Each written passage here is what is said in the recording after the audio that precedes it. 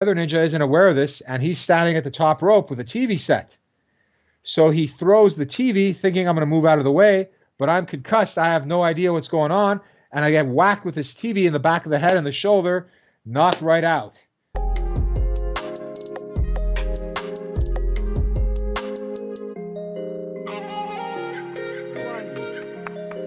Hey, everyone. There we go. Okay, we got Manny live on air. Now let me just set up my thing. Okay.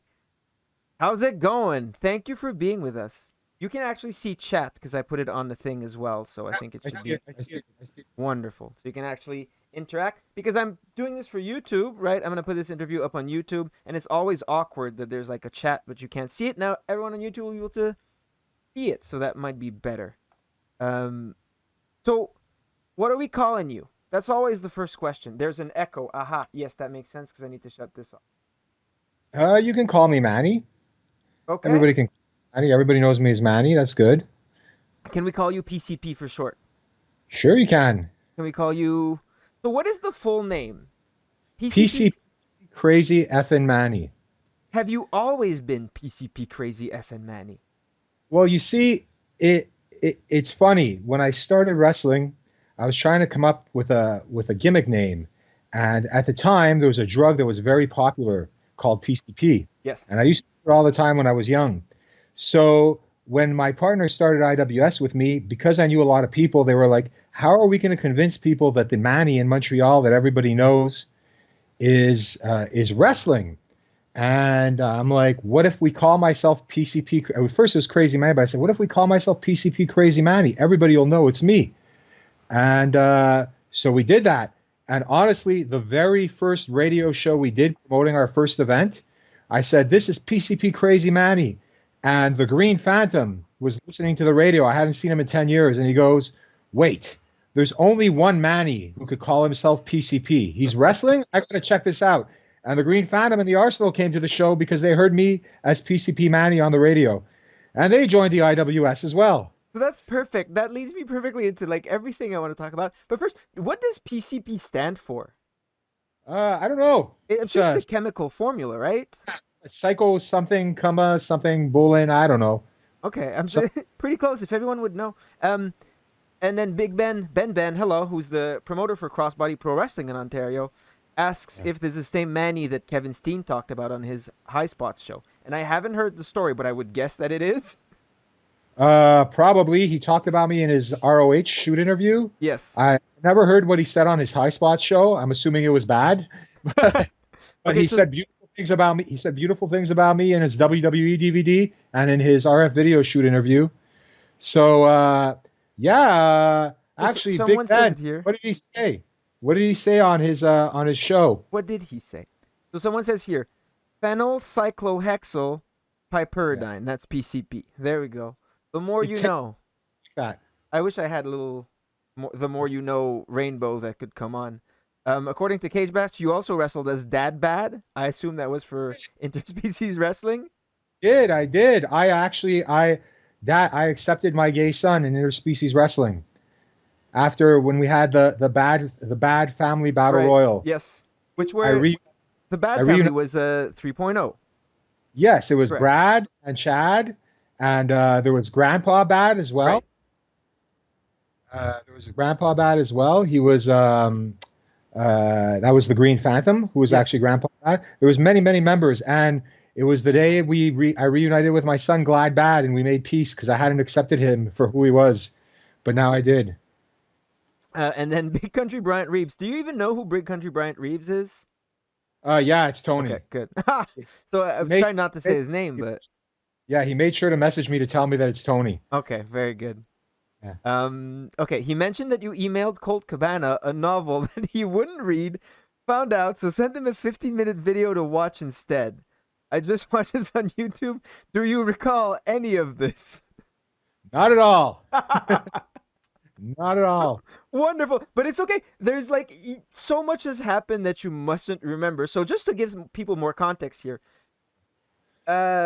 When did you start? Like, I don't want to say get into the wrestling business because you didn't get into the wrestling business. You said fuck that and started your own. Well, what happened was in Thank you for the follow. 1998, I was practicing on gym mats at a Yes. school, this guy called Nixon Stratus. Yes. And, one of our mutual friends told us that we wanted to start a Fed, and he said there's this guy at Dawson. He's completely crazy. He's just like you guys. They call him Crazy Eddie, and he wants to put on a wrestling show at Dawson in the spring. So it was my birthday. It was March 5th. It was my birthday, and we were sitting at Wally's Pub, and that guy, the guy Matt Silver, our friend, was there, and he said that Eddie guy's here. I'd like you to meet him. So we met up with Eddie, and he said, "Yeah, we're doing this show at Dawson. I've got this guy called Andy Ellison. He's coming with a company named NCW. They're bringing a ring. He's like, if you want to be part of it, it'd be great." So I said, "Okay." So we went to Andy Ellison's 22-minute wrestling class at Dawson to prepare all the Dawson wrestlers for the show. So we went in. He said, "This is how you do a bump." So I fell to the floor, hit my head, nearly knocked myself out, hurt myself, and he said, "That's good. You're ready for a battle royal." Very And good. yeah, so we had the event, and I'll never forget. Uh, Eddie had a match against Max Fury. He bladed. He used thumbtacks. He got blood all over NCW's ring. They were furious. Then we did a battle royal. Me and Nixon Stratus never even entered the ring. We ran out for a battle royal, and I pulled a table from under the ring. And we never officially got eliminated. We just fought all over the place with tables and chairs until they made us Because go. EC Dub. Yeah, yeah, exactly. So we get backstage, and Bertie Bear, who was the promoter for NCW at the time, who I'm really good friends with now, so I could say this, looked at me and said, "You three guys will never wrestle in a ring again. I'll make sure of it." So we started our own Fed, and we had our very first and show. that, and that was On 1998. the show was '99. The show, 99. Okay, so that was 22 years ago. You were told you would never get in a wrestling ring again. yeah, and we started the IWS. So I think this is like super important because this is a conversation I've had with many people all around the world who have told me, like guys that I met in Spain or whatever other country, that tell me there's no wrestling around. There's like one promotion and I don't like them, and even if I did, they only run shows like once every 2 months. So if I wrestle with them, I wrestle only 6 times a year. And I always tell them, then just start your own thing.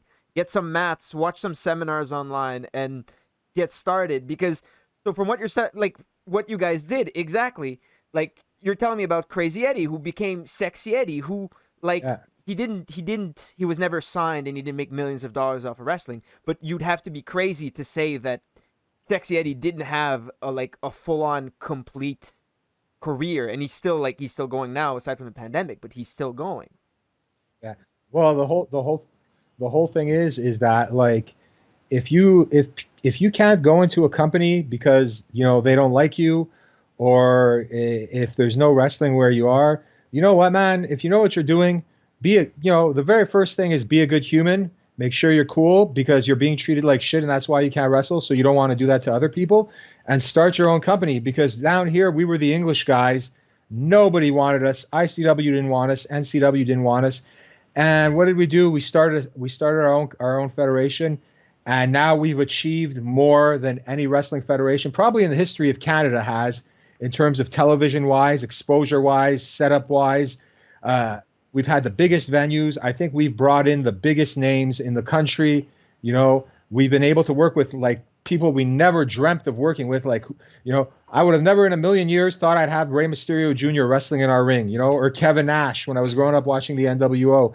And that's all because we just said, fuck it. We did it. And, we proved everyone wrong. Ironically, the greatest thing, it's, I could be a little bit cocky sometimes. We had the hardest time of our life because we were the English guys. Yet when a French television company was looking to give a TV deal to a Quebec promotion, the IWS, the English company, was the only company good enough, technically sound enough, venue, like with good venue enough to get a TV contract. And since then, we've gotten multiple TV contracts, and we keep getting TV contracts. So, it just goes to show, man, live your dream. There's no excuses. You skipped over so many things that I absolutely want to go back and talk Yeah. about in detail. But so like I read a tweet that said this, but it's something like I hadn't worded it this way, but it's something I've thought about for a long time, which is like there's two kinds of people in the world. There's what I went through was terrible, so I'll do so that's how it is, and I'll make sure everyone else goes through what I went through. And there's I went through this and it was terrible, so I want to make sure it never happens again. And that definitely feels like what it's like to be at the IWS, especially in the beginning. Wrestling can be weird that way, where it very much tries to only allow a certain type of people to succeed. And I feel like the IWS in a way was very against that at its core. Yeah, well, I mean, so many times we found ourselves in situations where guys were stuck in other companies, they couldn't get out, they were unhappy, or where people just they had bad reputations, you know. And I mean, sometimes it was their own fault, and they just needed a new break. They needed to come clean. Sometimes they hadn't warranted those reputations, and they came to us and they became stars. And you know, a simple story is a guy like Kevin Owens, you know, who he was with Jacques. Nothing was going on. There was hurt feelings. He came with us. Within a year, he was wrestling all over the world, you know. And the same thing with Sami Zayn. He learned how to wrestle in his backyard. El Generico. He learned how to wrestle in his backyard, trained by Paddy the Kid, another Quebec wrestler not many people know about. So Got I know that he was trained by Paddy the Kid. I know that that's yeah. a thing. I have never heard of. I've never seen a photo. I've never heard of someone else who wrestled Paddy the Kid. I've never heard of any of what that means. He wrestled for FLQ at the beginning Okay, of FLQ. right. Yeah, he was pretty decent. He was good, but I mean, he grew up. It's funny. I Years ago, I was going through a breakup, and my ex-girlfriend sold my house. And the day she sold the house, she called the new owners. I didn't know the house was sold, and the new owners called a landscaping company to come redo everything in the front. So I walk out my front door, and there's this person who's like, "Yeah, I own your house. Your ex-girlfriend sold it to me." And I'm like, "What?" And then there's a landscaping guy digging up my lawn, and I freak out at him, and I grab him by the throat, and I pick him up. Patty the Kid, and he's like, "Manny," and I'm like, "Oh," you know. So yeah, it's pretty funny. And he when Rami made his when Generico Sami Zayn, excuse me, made his debut at the Health Center, he brought Patty the Kid with him. You Okay, know, very yeah, nice. yeah. So it's pretty crazy, and it's funny. One of my buddy Mergel actually found a clip of Generico's backyard fed where he's wrestling with Mergel's baby brother and Patty the Kid back with like no masks, nothing before he was El Generico, and it's crazy. They look like children. It's insane. I'll send it to you later on. So that's absolutely crazy, and then it comes full circle because Yeah, so people ask me who trained me, who taught me to wrestle, and I could name a million people that kind of helped. Like Fred yeah, Lamerveille, Wonder Fred, who wrestled for the IBS for a long time, was like kind of yeah. helped. And Mark the Grizzly gave me some classes, and then all over the world I trained with people. But like the one person that I can credit with being my trainer more than anyone is my older brother, Yeah. who like basically we did backyard forever, and then when he was 16 and I was 14, so he was old enough to train and I wasn't. He was training at the IWS under Sami Zayn, who was probably also Sammy and Beef Wellington, who were probably also like fairly trained at the time, and then they trained my brother, and then my brother would show me the things he was learning at the ADVS school at our Taekwondo school, where I learned to bump on like puzzle mats. So like it's funny how it comes full circle. Um, Yeah, the IWS trained your entire family. It's Basically, pretty yeah, crazy. brother and sister. I Yeah, have an older brother that didn't never stepped into wrestling true. right now, but Yeah, my brother was in the first class. That's correct. yeah, he was. Yeah, and so was Twiggy and Giant Tiger. They were as well. They trained with your brother, and yeah, it was Well, and superstar Shane Hawk. yes, Superstar Shane Hawk. He was in the second Hold class. on. Lahola Gamer Wally is sorry about that one time. I don't know what. Did you beat this guy up, Manny? What happened? I don't know who it is. You What don't do have to you give us your identity, but just say who you're sorry for. By the way, if anyone else in chat has any amends to make with Manny, now is the time. We can all like now is the time for forgiveness. For Yes, have fun. yeah, we're making amends here, so it's time to go with that. Back to the creation of the IWS. So you mentioned started Dawson College. Manny, I'm sorry, you fired me 275 times. So we talked about the first show of the IWS in 1999. Would that have Yeah. been the first show of the IWS? Yes, it was praise. It was IWS presents Praise the Violence, 1999. And then how long between that and the No, next show? it was Blood, Sweat, and Blood, Beers. Sweat, and Uh, Beers. we did Blood, Sweat, and Beers. Then we did Praise the Violence. We did Unfucking Sanctioned, and we did Seasons Meetings. We did our shows were about 2 months apart. Okay. After a year, Wally's Pub closed. Mm-hmm. So we did a show at the Just for Laughs Museum, and then that one went terribly. And we were looking for a venue like crazy, and we found the medley, and we had teamed up with Wild Rose Productions, so we did the medley. And right after we did the medley, we found the Scratch and Laval, and we started running the Scratch and Laval and the medley 2, 3 times a year, and the Scratch and Laval monthly. And then we just took off from there, and we were running monthly for years and years and years and years. So where can we find you on socials? What's your Twitter, Facebook? What's the best place? Although, Ben, I can probably just hook you up if you need. But just yeah, what's your Twitter, Manny? Where can people find you? It's all PCP Crazy F and Manny. Yeah. Yeah. Oh, I know who he is. I remember when he got mad at security. Hey, you were really drunk. It's okay though. We encourage that. Yeah. So okay, all that time spent, how many people did you fire from the IWS? Oh man, dude, it's there was uh there was quite a few situations. I don't know, man. I never really said you could fire anyone in wrestling No. because everyone's working so Yeah. cheap. I've told people not to come back because they made inappropriate comments or because of heat or because of incidents with other So wrestlers. Uh, to really understand the IWS and what it was like you have to consider what Quebec wrestling was like.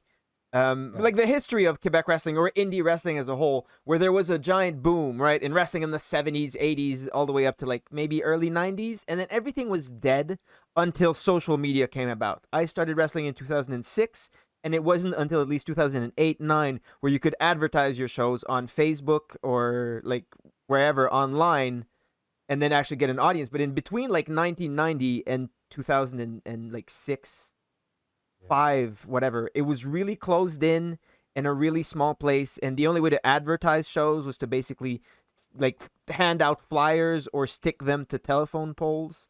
And the IWS crowds, because again, no camera phones. I don't know if the shows went up on DVDs that some people bought, but it was especially crazy then. And you guys, it was reflected on the audience, but you guys were doing the kind of stuff that like no one else thought was legal to do on an actual event back then. Yeah, it was completely crazy. Like all there was on the internet at the time was like internet forums like ccwfans.com. There was all those FN bulletin Lut. boards. FN Lit, yeah. And when we started, uh people would get a flyer and they'd see these violent pictures on the flyer, or they'd hear from someone going, "You can't believe the crap these guys are doing." And it just started picking up and picking up and picking up. And the thing I tell a lot of people is, a lot of times people will talk about those early IWS days, and that some people were cocky or some people had egos, and a lot of people are right and everything, but like they have to remember we were guys in our early 20s who had no experience in the indie wrestling business. We never ran indie feds. We hadn't been in Quebec. Like the rest of Quebec these federations had been running for years, and we just came out of nowhere and we just took over the Thank you for the scene. follow. Yeah, to the point where people were people were watching us all across the world, and there was Japanese fan sites, there was Italian fan sites, and we're like, holy cow, this is so huge. And we weren't ready for this. Like we had no idea. So, it came off where like we didn't know how to handle it. And with time, as you grow older and you mature and you learn more about the business and everything like that, you you mature along with it, and it becomes a job. It becomes a business. So I remember this is over 5 years ago because I was in America. This was after an Evolve show, I think. I was talking with Tim Thatcher, right? Yeah. And we were talking, and he asked me where I was from, and I said Montreal, and he said, "Oh wow, do you know the Green Phantom?" There you Like that was, go.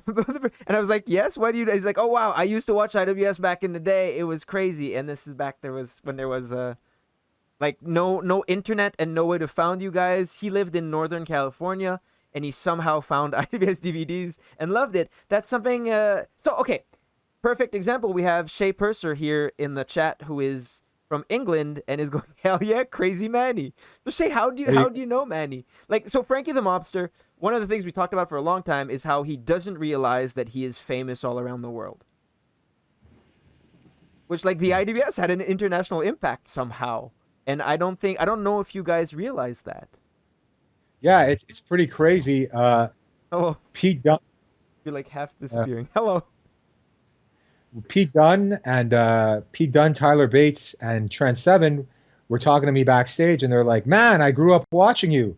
And I'm like, "Really?" And they're like, "Yeah, we would get DVD IWS DVDs in the UK, and we'd watch that stuff. It was crazy." And even I remember when Kevin Owens signed with WWE, and he did a world tour of podcasts to make as much money as he Yeah. can before to WWE. Right. So he's doing these podcasts in Japan, in Italy, in the UK, and all people would ask him about was IWS. They knew, and that's it. Just goes to show the following we had. You know, we were known worldwide. So Ah, hello, it Big was J. crazy times. I still don't believe it sometimes. Yeah. Yeah, yeah, It's absolutely crazy. And what's absolutely crazy is all the big names that the IWS brought in over the years.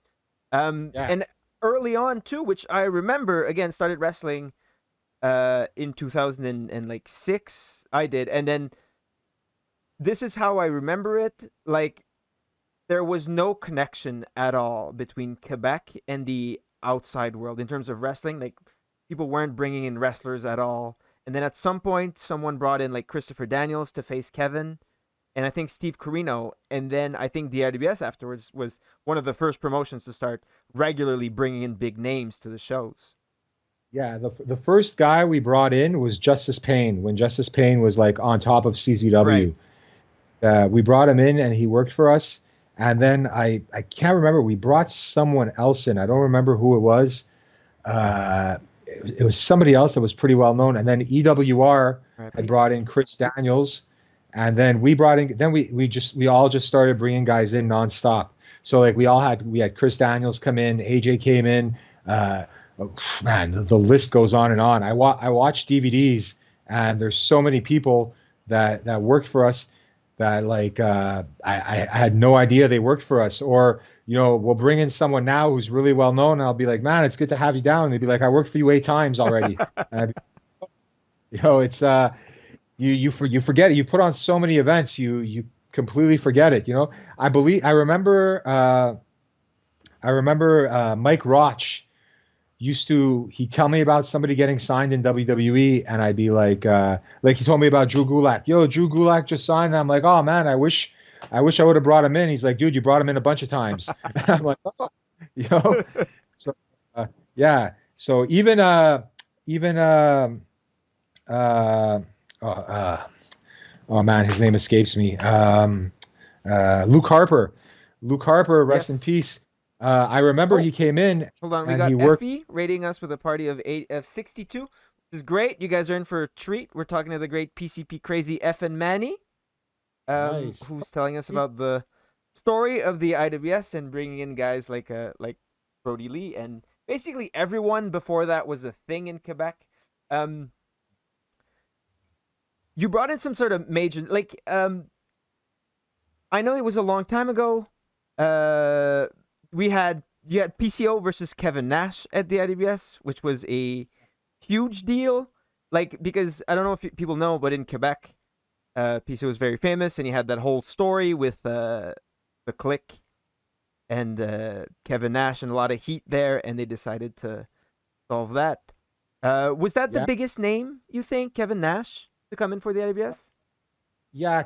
I think Kevin Nash, Christian Cage came and worked for us when he had just left WWE. That's right. Rey Mysterio obviously is Obviously.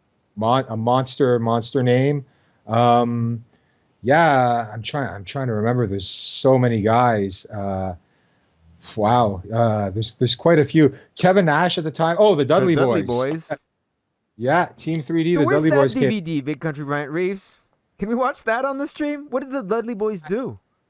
It was the Dudley Boys and Frankie the Mobster against Nelson Veilleux, which was Brick Crawford at the Okay, yes, time. yes, yes, yes, yes. Yeah, Brick Crawford, PCO, Very and solid old school dude, by the way, Brick Crawford. yeah, Not a lot of big people time. know him. Yeah, yeah. And is Kevin Nash hard to work with? I ask because it seems most of his shoot interviews, he seems to be. You know what? Kevin Nash was actually the most down to earth guy that has come in. One of the most down to earth guys. He came in, and like you got to understand, when we brought him in, we were all still very young at this point. So Kevin Nash is backstage at the show, run by guys in their mid to late 20s. And he's sharing a locker room with the Green Phantom and a couple other people. Doesn't really want to talk to PCO because they had legitimate heat for the longest time. And he's sitting there and he's chilling with us. And he's like, yeah, man. He's like, I think the MMA thing is going to take off. I think that UFC thing is going to take off and become big. I'm thinking about using an armbar. I think I'm going to add that to my repertoire.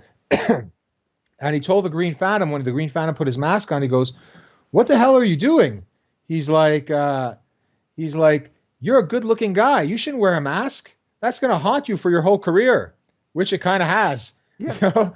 And he took a bunch of the guys out for a steak dinner after the show. He's a really really decent dude. So I think he got a lot of heat for like being like what you read on the dirt sheet makes it seems like he was, scheming and stuff. But I think that's just come from being really smart, and he does what he has to do in the situations, and he has nothing Yeah. to gain. Like when you're on top of the world in WWE, and then you have, you have to be smart about how you're treated. But when you're doing small indie shows, you don't gain anything from like politicking or being difficult to work with.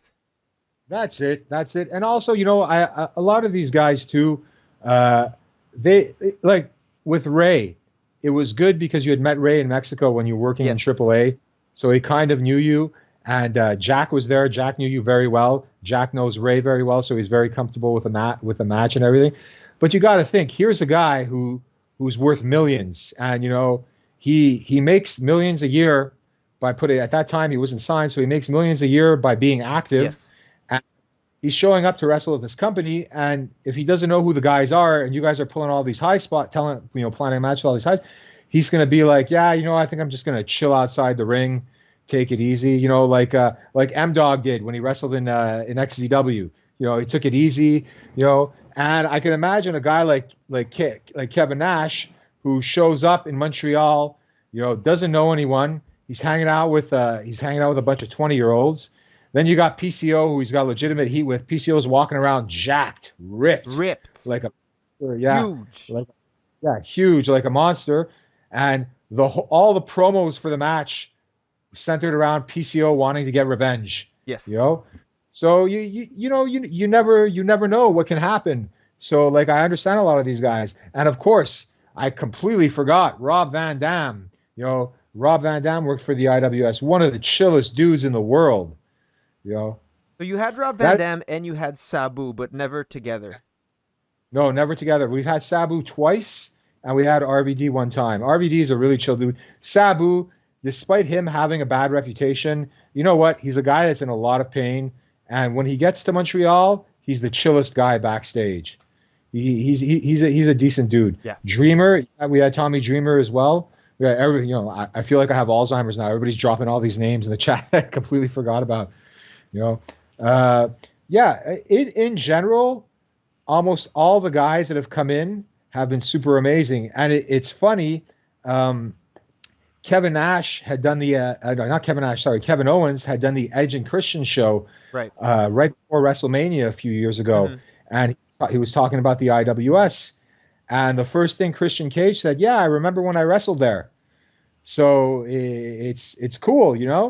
It's like here's Christian, who was on the Indies very briefly, but he remembers coming to Montreal working for IWS, and he's able to put Kevin Owens and IWS together. So it's pretty cool. So I know that for me, it was like the first time I wrestled in Japan was when I had that moment. But can you pinpoint from starting on wrestling mats in Wally's Pub one moment for the IWS that was like, this is it?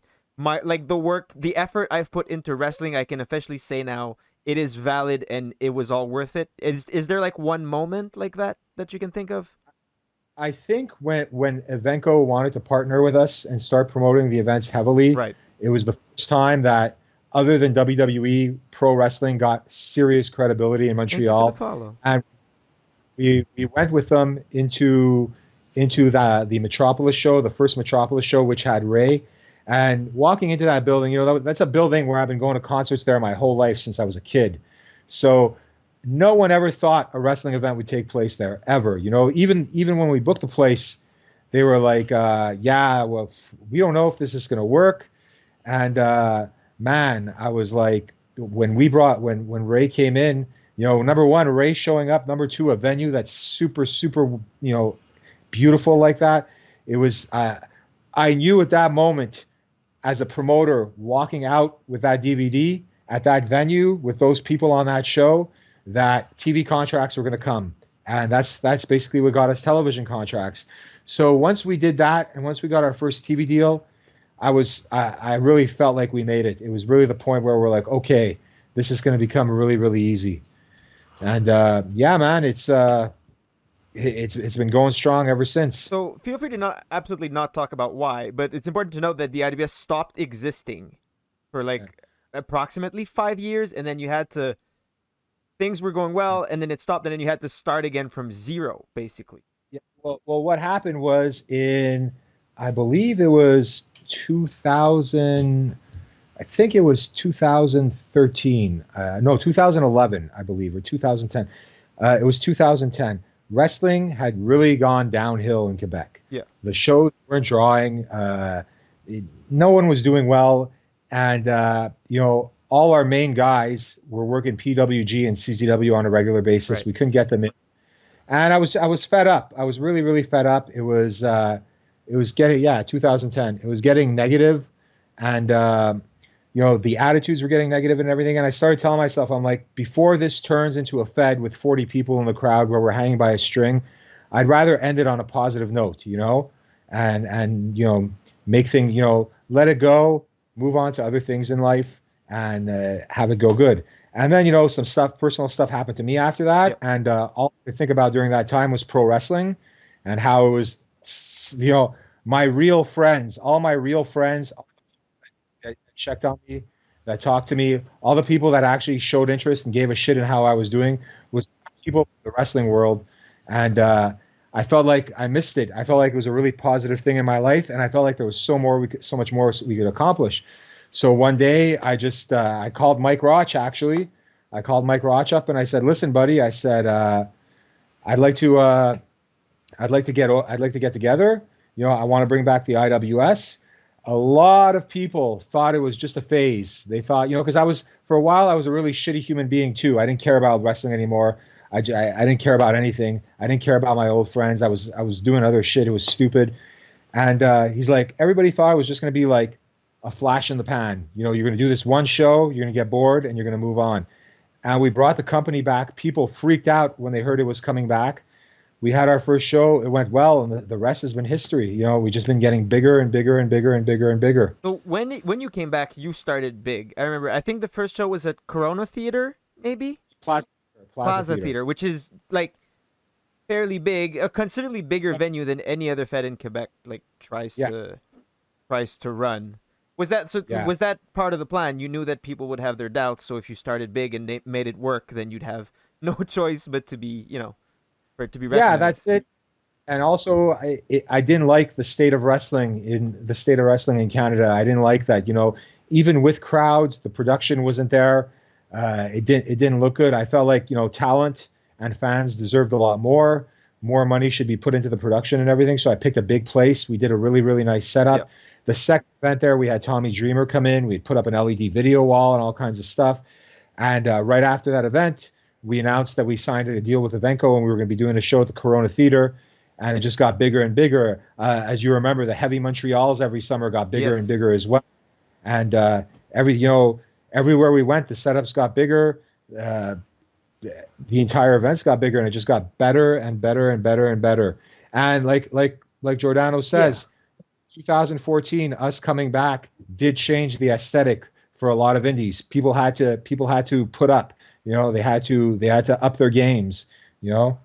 So something I'm always really fascinated with is the things people figure out through wrestling that they didn't know. like they went into wrestling because they wanted to do wrestling matches, but then along the way they found talents. Like I think Danhausen is the best example of that because he didn't know he had like he had it in him to do what he does with the character and the talk shows and all of that and like the aesthetics and the stuff he produces, which is good. Um, the IWS, one thing I remember very early on is that you guys did DVDs and you had a website and there Yeah. were pictures for every show, which I remember very clearly because I was like 16 years old, and by looking at the picture, I could see naked ladies sometimes, which was very good. Very good for a 16-year-old speedball Mike Bailey. But Yeah. very, very focused on the production, the website, the DVDs, back when no one else was doing that. No one in Canadian independent wrestling was doing anywhere close to that. We actually had, I remember we had a pay-per-view on Viewers Choice Canada in I remember 2004. that. Yeah, we had our own online TV show called Bloodstream in like 2005, which was live on the web. DSL internet and cable internet just came out that we would do from Wild Rose Productions, and it was we were the people that did so many things first, you know, and we pushed it and everything like that, and it just got better and better. And we're also like, you know, I think we're the only company probably in Quebec, maybe in all of Canada, to have multiple television deals at the same time in different languages across the world. And you know, a lot of people turn around and say, "Oh, yeah, big deal. Nobody watches that, or it's there's small networks. Or you know what? People watch them across the world. We have fans across the world, as you can see Thank you from for the people in follow. chat from across the world. We're known across the world because of that, and it's it is what it is. That's what we want. We want to get as much attention on our talent as we can. But so you yourself, I know if you're friends with Manny on Facebook, you're constantly buying and selling cameras and microphones and new AV equipment. Is that something you figured out through wrestling? Yeah, it's something I figured out through pro wrestling. When we first started doing DVDs, we started with a pair of cameras. Then we upgraded to newer cameras. We sold them to Matthew Leving, actually, who films all the feds in Quebec with those cameras Right. we sold 6 years ago. Yep. Right now, we sold those to XZW. We upgraded to better cameras, and now we. It's funny. Uh, when we first got our TV deal with RDS, I went to the place where we rent our TV cameras because they're very expensive. So I went there. We would rent them, and I asked the guy how much would it cost for the Dream television kit to do like multicams for wrestling, and he sent me an invoice, and it was $170,000. And I was like, we're never going to be able to afford all this gear. Afford all this gear. And now with the pandemic, a lot of TV companies have gone bankrupt. A lot of filmmakers have gone bankrupt, which sucks. Yep. But it's good. It was good for us, and we now own all that gear and more. You know, and it's very, very important. And I actually had a meeting with Shane Hawk today. It's not just important for the company for their TV product, and you know, for us as a promotion, but it's also very important for talent Yes. because talent wants something good to show other promotions. You know, and when talent is able to show something super nice to other promotions, they they look better, and you know, promotions go, oh, this guy works for pros. You know, it helps them out. I mean, I remember when we sent our TV show with Pete Dunne versus Matt Angel to WWE. WWE called us up and asked us not to air the Matt Angel match on TV because it looked so similar to an NXT setup in terms of production. Right.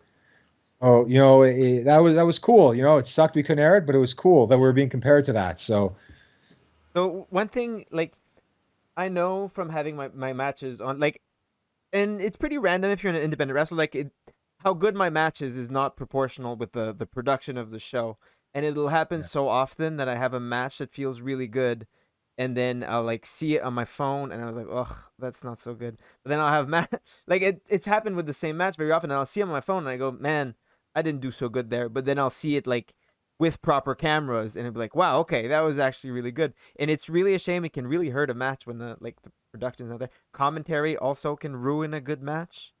Um, Yes. so talking about TV contracts, by the way, something I heard every third show. While I was in the first like 10 years, I was an independent wrestler. In the meeting before the show, they said Please, you guys got to be careful today. Respect your time because we got someone in the crowd that's looking to get us a TV deal. Like every third show for every promotion everywhere in the world, someone said that. So that just goes to show you the chances of it actually happening are very, very unlikely. But the IWS chased it for a very long time, and you got it eventually. Yeah, the thing with television is there's a lot of people in the wrestling business that you'll meet, they're fans, and you know, they want to be involved. They can't be a wrestler. They're not a pro. They don't have a promotion, and they might have some contact somewhere.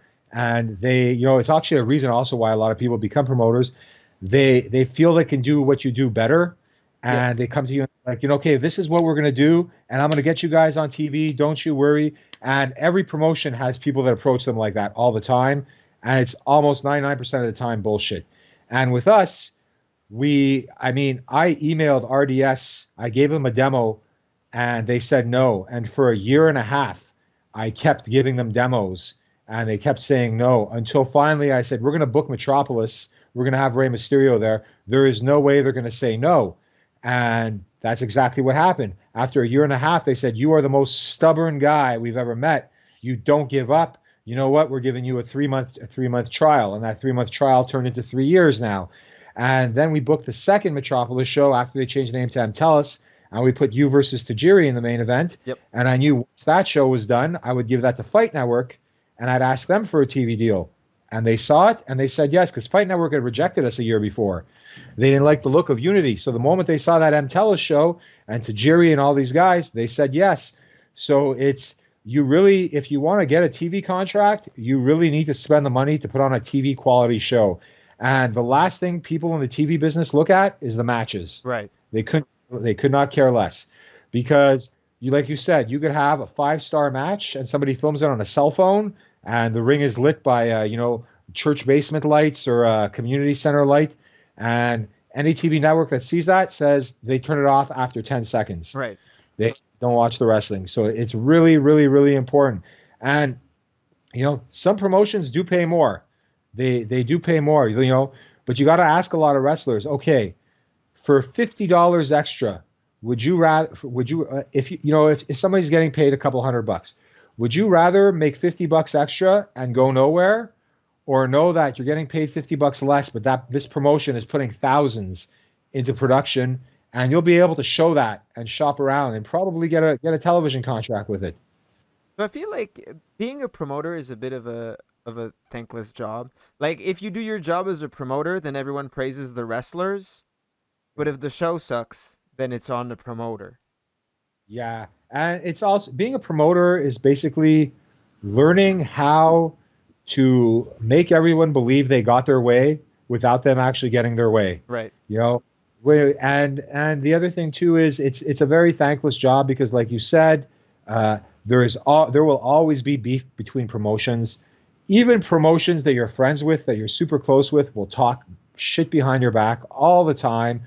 Uh, People that work for you will want to start their own company a couple days later, and it'll turn into a beef out of nowhere where you didn't see it. You know, uh, I've seen several times. I've seen podcasters, guys who start a podcast, and because they have some technical know-how, they think that they could become they could start the biggest wrestling promotion in the country and become world famous. And I'm like, I try to tell people like this takes years of work. You need to learn how to do a lot of stuff to make it successful. It doesn't just happen. It's not just booking the best wrestlers. It's not just renting a crazy venue. You need to know how to do everything. You need to have experience just like any other job. And, you need to be, like you said, it's a thankless job. A lot of times you need to listen to your talent as well. Many times I have an idea and you come up to me or Andrew comes up to me and says, no, I don't think that's going to work. We should do this. Or Beef Wellington used to do it with me all the time. And you got to listen, but at the same time, it is a lot of work and it's a thankless job. And, it's a job with you're constantly having a knife put in your back, unfortunately. But you started being a promoter basically by necessity. Like you had to run your own shows because you weren't going to go the traditional route. But is that what you wanted when you started in out of Wally's pub? Did you want to just be a wrestler, or did you see yourself running shows? I went to after we got kicked out of Dawson College. I was more interested in making shows better. I for the first I think the first or second event I wanted to be a wrestler. I didn't want to be organizing a show, Mm-hmm. and then I kind of liked putting on the show more. Essentially death matches. I'm good at death matches. I can do like regular semi funny matches and stuff, but I'm just not a pure pro wrestler. So I wanted to just put on events, and I actually approached a member of another company, and he was training people at that company, and I said, can you teach me how to do a few things in the ring, and I'll just work for you guys. I'm really good at production. I'm really good at promoting, and I'll help you guys out. He's like, you'll never make it anywhere in this business, buddy. Don't even ask. And that guy worked for us years later. So yeah, so that stuff like that is satisfying, Yeah. but uh, at times, like when we did the show at Club Soda last year, it was one of those situations. Whereas, okay, if I wrestle Matthew Saint Jacques, or I do something with the Green Phantom, or I do something with you or someone else, people I know all the time, and people who know what I do and I know what they do, it's very easy for us to plan a match in 5 minutes. I come because I'm so busy. I'm back and forth. I come back and forth a few times. We re-go over everything. And I've got it locked in my head. And we talk to each other in the ring, and we put on a very easily planned match. And it always comes out looking amazing. But when I was doing something with Falco and Benji and Angel, and we were doing this tag match, and they had all this stuff they wanted to do, and I kept having to run around setting stuff up and everything, I felt like it was unfair to the guys. And I'd be like, yeah, just write something in for me and I'll do it. Let me know what it is. And I also found that, and you know, many people don't realize this. They're like, oh, PCP Manny, he's crazy and he takes these insane bumps and this and that. But what they don't realize is it's so easy. It's so much easier to plan. Like I have a reputation I have to maintain as a crazy wrestler. So it's so easy to plan four big crazy spots involving balconies and tables that happen in that match. And then literally five or six small things in between, then planning a big catch as you can, back and forth, indie style match. So it's not me doing that because I'm crazy and I want to take these bumps and I don't feel pain and all that BS. It's me doing that because I don't have time to be a pro wrestler like other pro wrestlers, you know? It's funny. I did an interview with Pat LaPrade on his show, and we talked about the ladder match I did with Matt Angel, and everyone's surprised to hear how easy that was. Like, though, to me, those ladders feel like cheating, and the fact that we just get to do the normal stuff we would do in a ring, but off a Yeah. ladder, so it just means more. It looks cooler to us. It's no different, but then that just makes it easy. And it's a lot of fun. But one thing I wanted to talk about specifically was fans bring the weapon matches and how that, because in paper that's a terrible idea. But in practice, it's also a terrible idea. It's a terrible idea, but you've been doing it for years, so why? You know what? It's the The very giant first time. TV falling on Manny's head. Yes, can we Oh, talk about that as well? yes, that was yeah, we won't talk about who did that, but we'll talk about that incident. Look, fans bring the weapons was something that we came up with. We had seen it done in the States, Oh, and when we where? CZW, Okay, ah, June Kazai and Sick Nick Mondo versus Johnny Cashmere and Justice Payne and okay, CZW. right. And I don't even think it was a fans bring the weapons match. It just happened that fans were grabbing weapons and handing them to the wrestlers. So No, it's not a we work at all, and that's why it's such a bad idea. yeah. So we when we did it the first time, it was supposed to be a one-time thing, but it just we did it different than everyone else. We did spots. We didn't just do like the typical, breaking shit over each other's head and stabbing each other. We did spots all the time, big moves, big bumps, off balconies, off the ring, off the stage, and using hundreds and hundreds of light tubes. So it became a trademark match, and it's a draw. And a lot of times people tell me, why are you the only guy in the IWS who's been in every fans bring the weapons match? Are you crazy? And I go, no.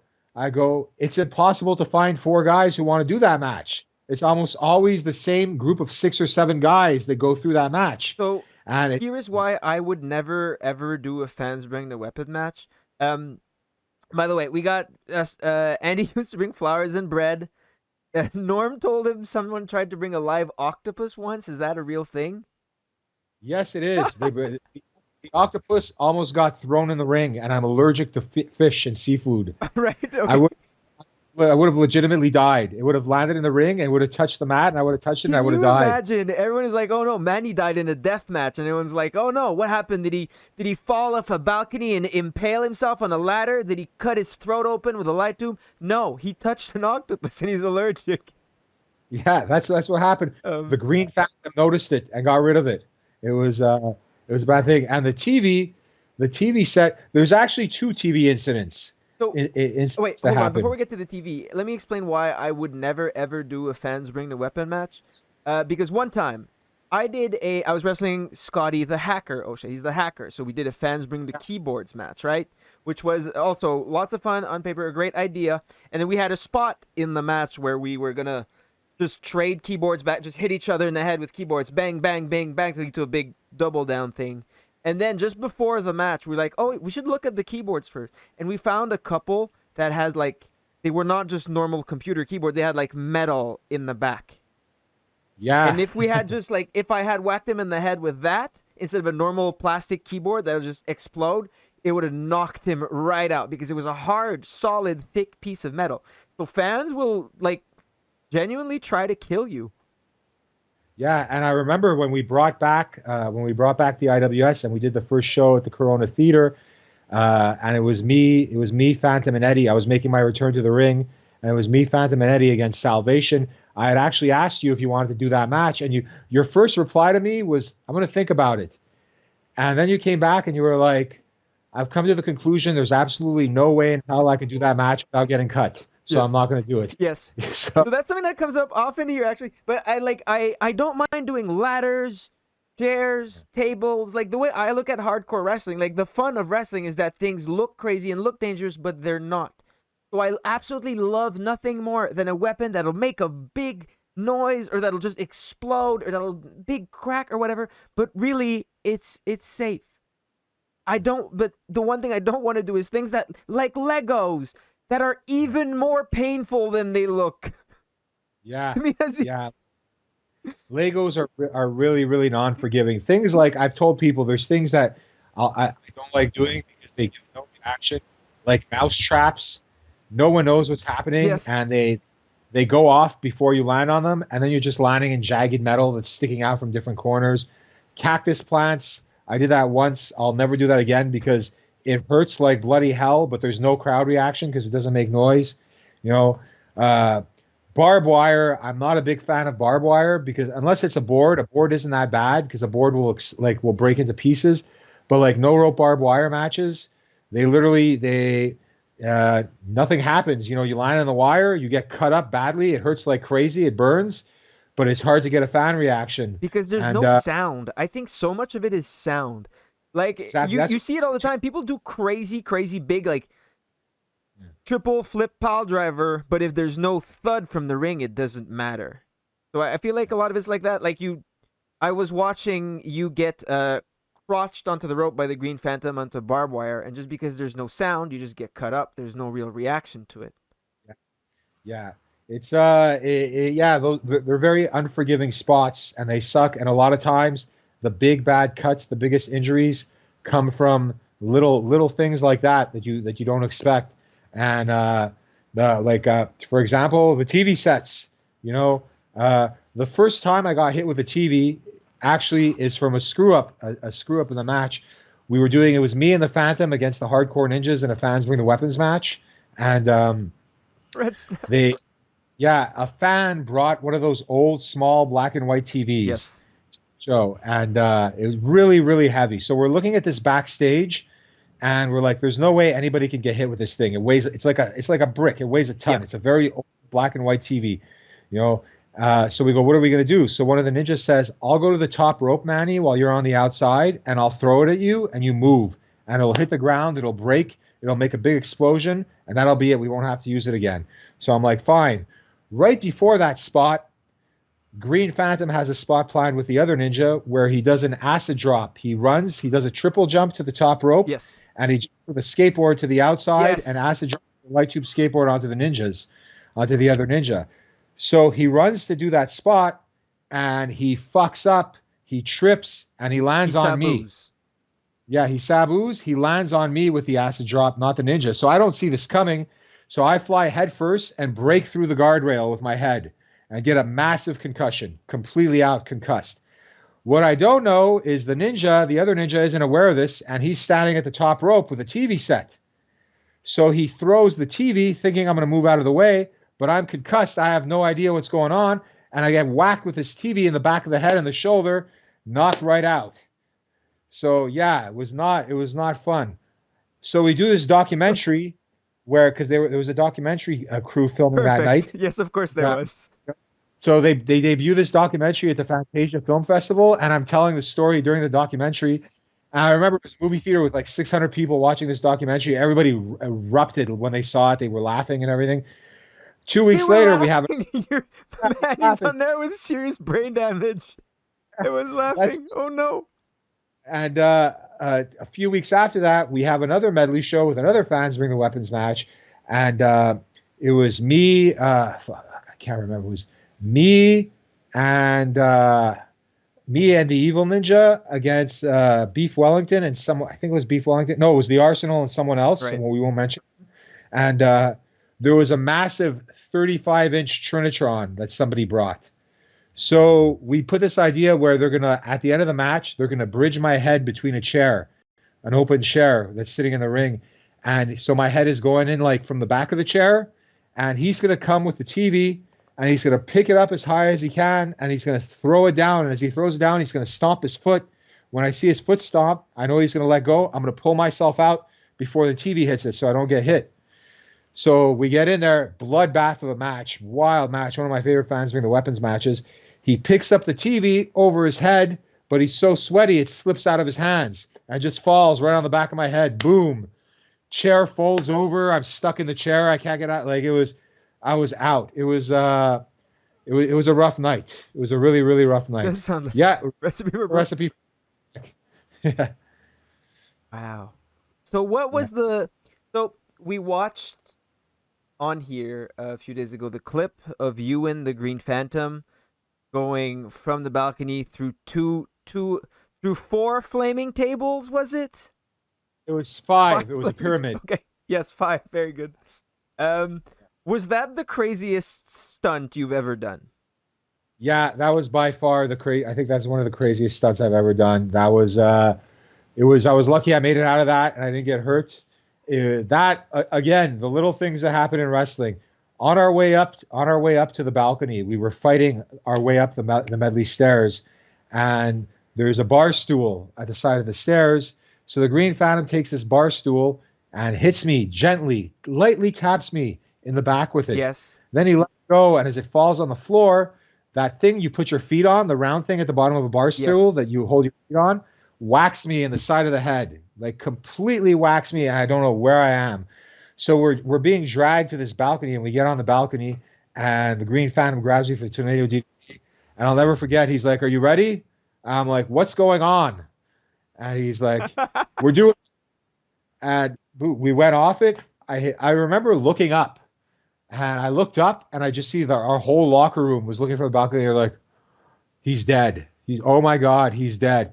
And I see two of my friends come running over who were working as photographers and ring crew, and they're like, call 911, call 911, call 911. So like, are you okay? Are you? I'm like, oh my, I'm like, and at that point, it's like, I don't know if other wrestlers do this, but when I take a really, really huge bump and it's over, I kind of move my feet and move my hands to see, okay, everything works. And I'm like, okay, I'm okay. And I turn around and I'm like, yeah, I'm like, I tell one guy, I'm like, I'm okay. And then everyone else, I don't talk. I just sell like I'm dead. So they're like, "Are we calling an ambulance?" Or and the one guy who knows I'm okay, he's like, "Wait, wait, wait. Let's see if he's okay. Let's give him air, give him air." And because that was a crazy bump, and I knew it must have looked insane. So we really, really had to sell Yeah. it. The other spot we would do at the medley multiple times. There's clips So of it. was There's clips of it. that one the going off the balcony? Was that at the last show in 2010? No, That was at the that was at the no that the last show was at Soda. Okay, right. Eddie had, Eddie had a frog Yes. splash off the Okay, balcony. right. This was at the Medley. It was our 10-year anniversary show. It was the show with Kevin Right, Nash. okay. Another guy who I've done fans bring the weapons matches and there's infamous balcony dives is Eddie. Yes. Eddie jumped off of every balcony in every city, in every venue onto me through a table. And Eddie doesn't, Eddie doesn't just fall off the balcony and land on you and you go through the table. Eddie jumps and does a frog splash. It is the most painful thing you'll ever have. Like we obliterate tables. The tables just get like they obliterate. And the scariest ones are it was Viking and Arsenal at M Telus because that balcony at M Telus is just it's the highest balcony I've ever seen. When they both did balcony dives onto me through a Hmm. table, it was I was lying and looking up and I was like, okay, I'm just gonna close my eyes. I just it's frightening. It's really frightening. I mean, it's one thing for the guy jumping off, but being the guy laying on the table, waiting, knowing it's coming, it's just like, and then there's a sigh of relief because the second you're through the table, you're like, okay, I got nothing left to do in this fucking match. It's over. You know, yeah, that's it. I wait for the other guys to finish the match. That's always a great moment of relief. Man, it's been fun. Yep. So I love to do balcony dives. I've done it like all over the world. Have I backflipped off of very high things? But again, it's one of those things like it's easy. You know you'll Yeah. get a great reaction off of doing it, and like I do a gentle backflip. I always land on my feet. I'm good at landing on my feet, and people are always like, "Wow, that's crazy!" And I do it off of things that are like it's a foot higher than the top rope, really, if you think about it. And if I did a moonsault Yeah. off the top rope, people wouldn't care. But I do it, and look at where I come from. Sexy Eddie, who invented putting a trash can over your head and then backflipping off something really high. Eddie's absolutely crazy. And I want to talk a lot about Eddie because he's been there from the beginning, and Yep. Eddie has always had like the he's had a knack. His one talent, his main thing, his number one talent in professional wrestling was just doing things that will get him noticed, accidentally or on purpose. And then I think the most sexy Eddie moment, which I don't know if anyone in the chat has heard of it or knows sexy Eddie, but when he cut his arm open at CCW Tournament of Death. I was Yeah, there. so he cuts his arm open, right? Big cut straight in the artery, and then like because he's sexy Eddie, where everyone else would have been, cover this, wrap it up, take it away, hide. No, what Eddie does is he goes straight to the camera. He flexes his arm so the blood squirts out, and then he just throws it in his mouth, which is absolutely ridiculous. But like, if you're already cut, might as well do something with it. And I feel like that's where Eddie becomes a genius. That is Eddie. Eddie will anytime something bad like that happens, Eddie will take full advantage, and he will make it work for him. And it's crazy how that one single spot at Tournament of Death that almost killed him. He almost He died did, yeah, backstage. He had to have both arteries fused yeah, shut. And it's crazy how that one spot is the reason why 4 or 5 guys are signed in the WWE today. right. You know, that was the spot that got everyone the attention, and they fully admit it. They will all admit it, So that was and before the famous four-way they had at CZW, which I don't know. I don't know if that's available online. I hope that it is. It's El Generico versus Kevin Steen versus XS versus Sexy Eddie in a four-way, which yeah, blew that everyone's was minds. yeah. That night was I'll never forget that night. I was there. It was they had the California four way and they had the Canadian four way. The California four way was Which, PWG. by the way, It was calling it the Canadian four-way is kind of bull, right? yeah. Should be the Quebec Well, four-way, really. yeah. What happened was they went in there and nobody knew who we were, Yep. but the fans knew who we were because the fans were all members of CZWfans.com, Right. which was a board. So they went in there and they went all out. I mean, the spots were ridiculous. Every suplex, every high spot, every single thing you could think of, they tore the house down. And at the end of the match, the entire ECW arena, it was at CCW, the entire ECW arena erupted in an IWS chant. And I was sitting there And I saw Zandig, who at the time thought the match would get no reaction. He's like, I don't know why we're putting you guys on the main card. You should be a dark match. I don't know why we're putting you there, but Mike Burns thinks you guys are good. I'm doing this for Eddie, not for you guys. So the entire arena erupts in an IWS chant. I mean, deafening. And I see Zandig run like a fucking Superman, like a sprinter across the arena to get the mic at the DJ booth to cut the crowd off and go, do you guys like those Canadian wrestlers? He wouldn't say IWS because he didn't want to mention another company. Funny. Well, all those Canadian guys have a job if they want. They can come back whenever they want. But man, it was that was the match that brought everyone in, and then everyone ended up going to CZW. Yeah, where a lot of people, including myself, like use CZW as a springboard to like advance their careers tremendously. Yeah, well, the timing of everything was insane because when ECW shut down, RF Video needed a new company to film fan cams Yeah. at. So RF Video became the promotional machine for CZW. Mm-hmm. And I mean, we brought in Justice Payne. Justice Payne wrestled for us. He met Steve Royds. Steve Royds brought a bunch.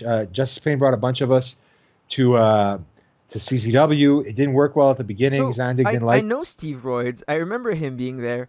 I know he like Yeah, retired fairly early on. What was the story of Steve Royds? Steve Royds was a guy who he I don't remember who he trained with. He trained with someone for a few months. He was a bodybuilder, Okay. and he was he was a very normal guy. He's not like us. He was a guy had a really good construction Right. job.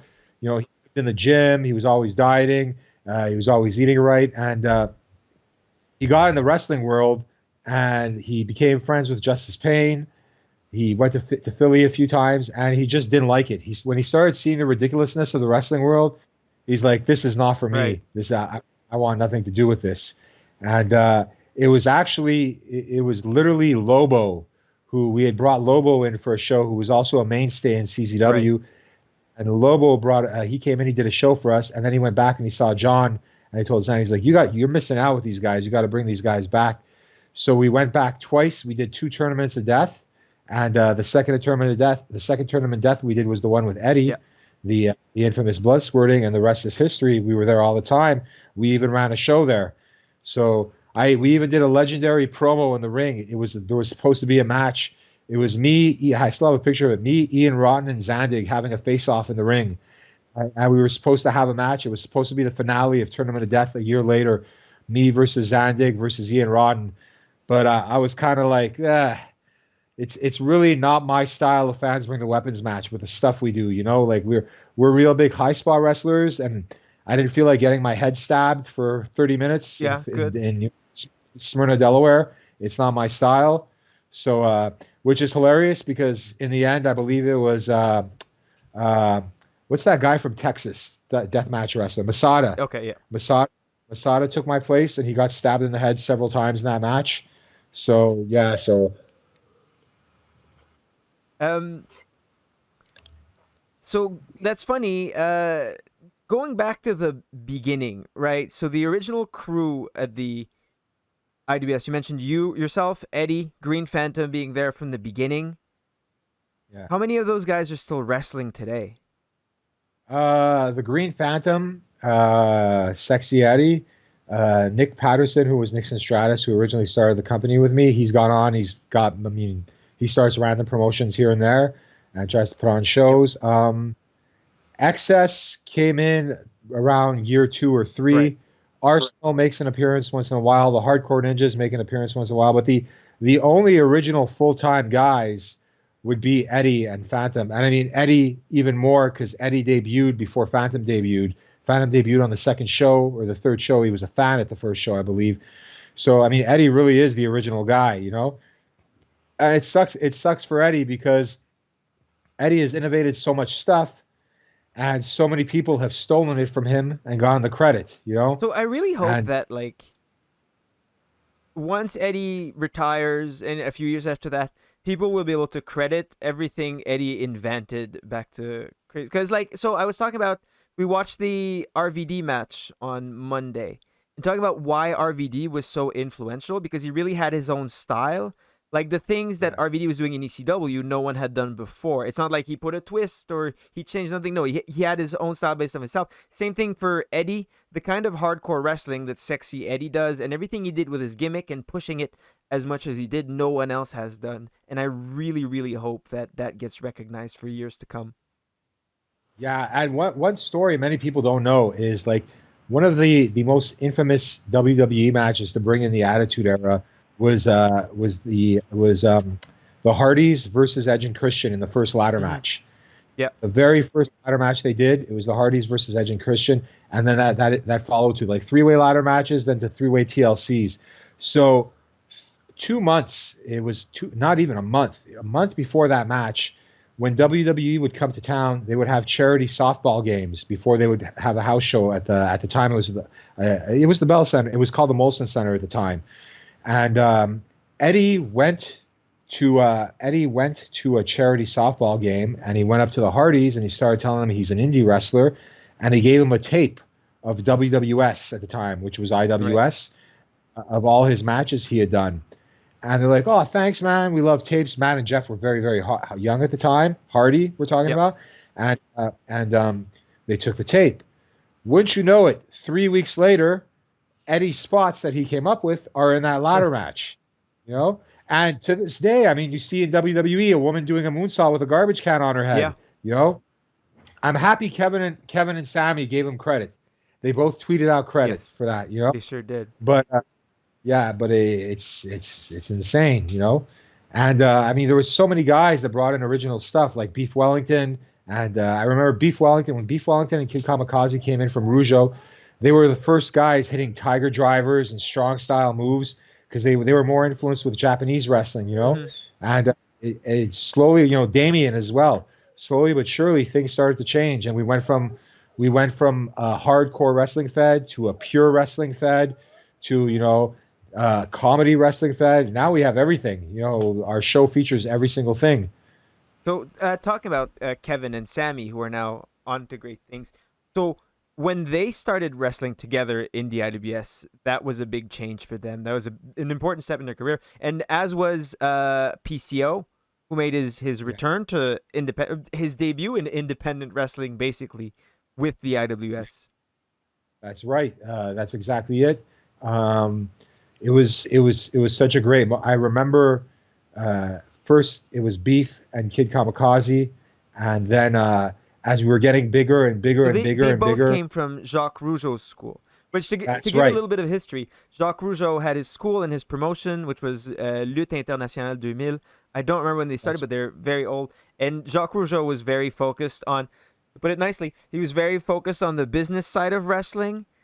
So yeah. he wanted to put on family friendly shows, and his brand of wrestling had like very specific. Everyone needed to have their big characters, and the matches had no strikes. Like you couldn't punch your guy, and it was always the same match on tour. So it was a very, very like formulaic and restricted approach to pro wrestling. So then a lot of the guys that wanted to wrestle found wrestling through Jacques Rougeau's school, then left to go do indie wrestling and come to the IWS in a lot of cases.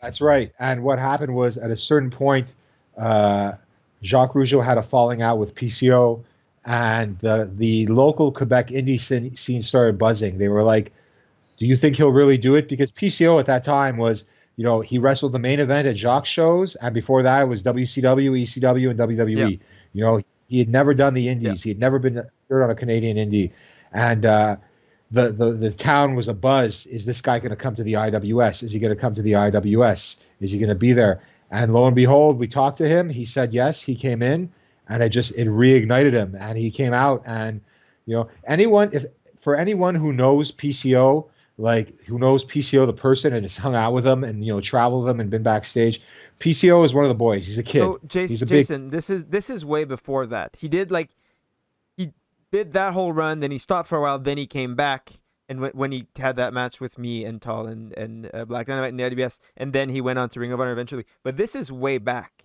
This is what year are we talking here? Talking like 2003. 2003. Yeah.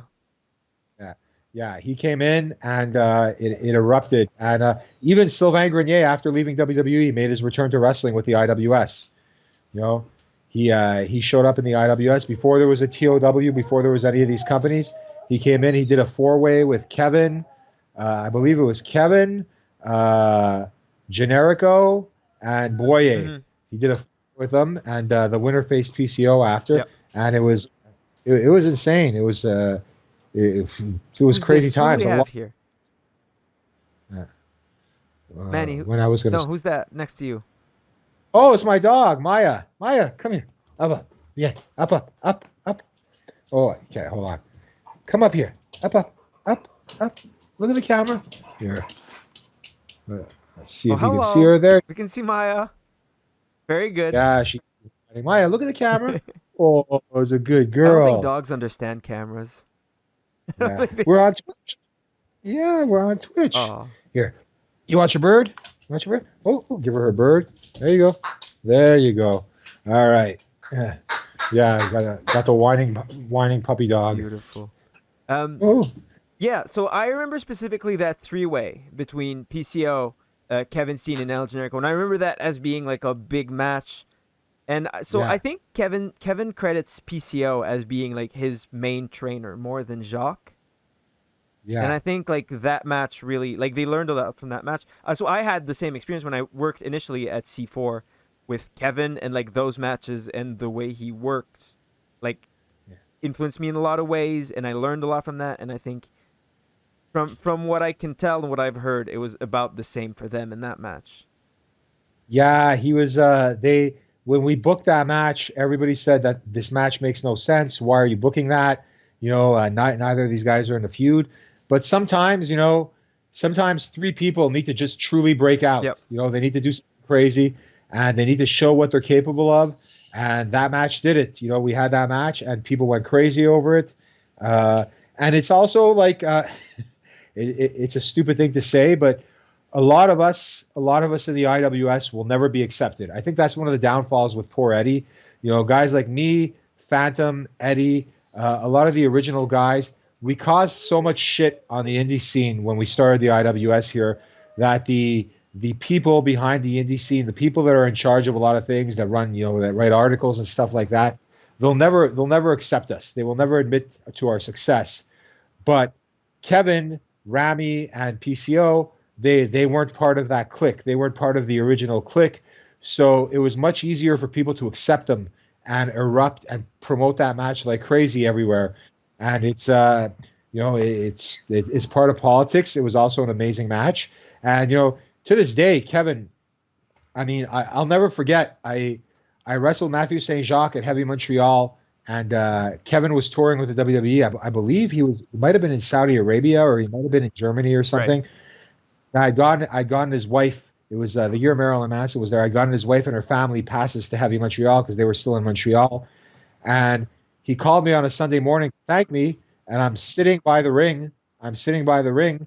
We're just opening up Heavy Montreal the second day, and he's like, "Yeah." He's like, "So who'd you wrestle yesterday?"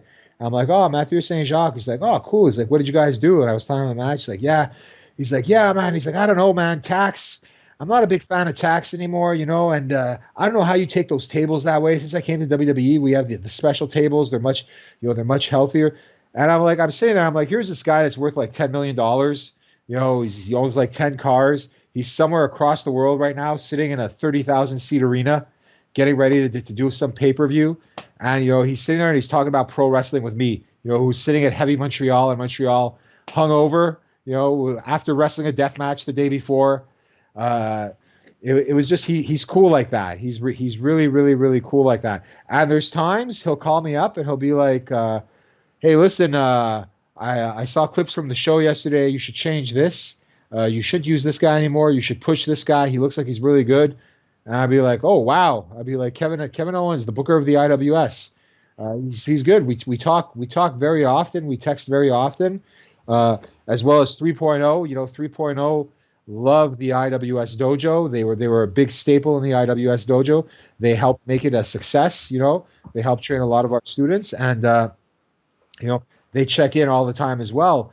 And at a lot of IWS shows, if WWE's in town, a lot of the boys show up to see us. And Drew Gulak would show up at our shows. A few other guys like it's we're all friends. We all came up together, so it's cool to have that in pro wrestling now.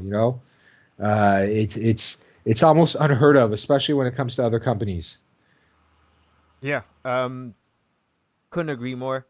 There's been so many people that have come through the IWS, and it's not like people that have just been once. No, there's plenty of people that have literally, like, because of everything they learned at IWS, made it to international careers. And I think that, like, already, uh, like Phantom, Eddie, yourself, uh, who are like OG IWS as much as it gets, will like are known forever and will have a place in wrestling at least. I don't know. I don't know if you can say legends, but definitely like known around the world and like will have a legacy that is going to be remembered. Um, Before we part, is there anything that's important to you? Like anything philosophical that you'd want to impart on us? Sure, actually I want to address like the Quebec wrestling world and Yes, the indie wrestling please. world. And I want to tell everyone, we've all we've all had a really shitty year. We really have had a shitty year, and a lot of stuff has happened online. A lot of stuff for the good. A lot of people have been exposed. There's been some major changes to wrestling. I feel like wrestling is going to be a much healthier, safer environment nowadays. I like the direction. Just seeing my new wave of students, our new wave of students at the school, and everything. I love the direction pro wrestling is taking, and everything like that. And I know, I come out here and I talk about, running the biggest Fed in the country, and we're the best and this Thank you and for the that. follow. I think a lot of promoters might take offense to me saying that. But the one thing is look, we do our own thing.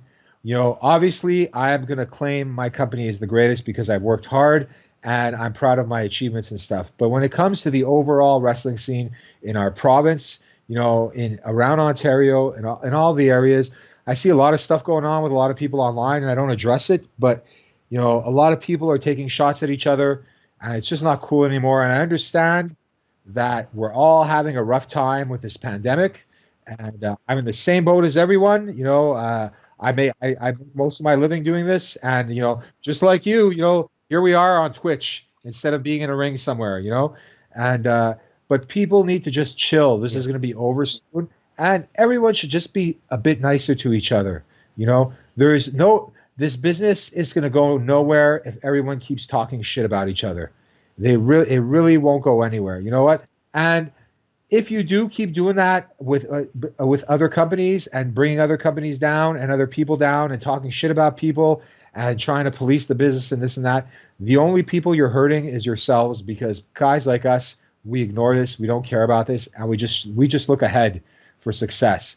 So I think everybody should just be nice to each other, man. So that's the Uh, best. After a long discussion about dropping TVs on each other's heads, slicing open arteries, diving off of balconies onto flaming tables, the overall message is just be nice to each other. Milkman has his IDVS ticket in his desk, just waiting for the day he can finally use it. We don't have any news as to when that will be, but hopefully soon. And when it comes, we will be ready. Manny, where can people find you? They can find me, PCP Crazy F and Manny, on Instagram or on Twitter, although I don't use it much. But IWS is on every platform: YouTube, Instagram, Twitter, and Facebook at IWS Hardcore. I'm gonna upload some more old stuff for you guys Yes, to talk about please. on this Been watching podcast, it on on this. Mondays. I know there's a ton of stuff. Like there's a lot of people that were mentioned today, like the Dudley Boys. We didn't have the full Sabu matches. We had clips, but I would love to find those. We need something to Yeah. convert VHS and put that on YouTube because I know there's lots of great VHS on there. If you have any of the old Wally's Pub shows, I would kill to see those. Yes, we actually do. And it's funny. One of my friends just sent me a picture yesterday of a ton of old IWS stuff on VHS, like WWS from Wally's Pub. So I'm gonna get those to Tony. I'm gonna have him transfer that. Um. So it'll be. Also, speaking of which, you have the I'm gonna post the a link to the IWS YouTube channel in the chat, so you can go and subscribe right now. You've been doing a lot of hardcore histories, like revisiting matches. We had TDT, myself and Black Dynamite. We had you and the Green Phantom. talking about one of the matches we spoke about today, I believe. Yes, yes, that we did. And you guys should subscribe. You guys should watch videos. I monetize. IWS is monetized. We made a whole $2 this month. I'd like to make it 225. So Great. let's let's get on there. Shane Hawk is amazingly hot. Is that what you mean? Yes, he is. Okay, Yeah, wonderful. yeah. Manny, thank you Cool. so much. Thank you very much. It was nice talking with you guys. I don't do these things very often, but for Speedball, of course, I'm there. Vita, I miss you. I can't wait to see you in person. She can't hear you right And now, but I'm sure she does as well. yeah, cool. And thank you, Speedball. Until the next time. Thank you so much. Bye bye, Manny.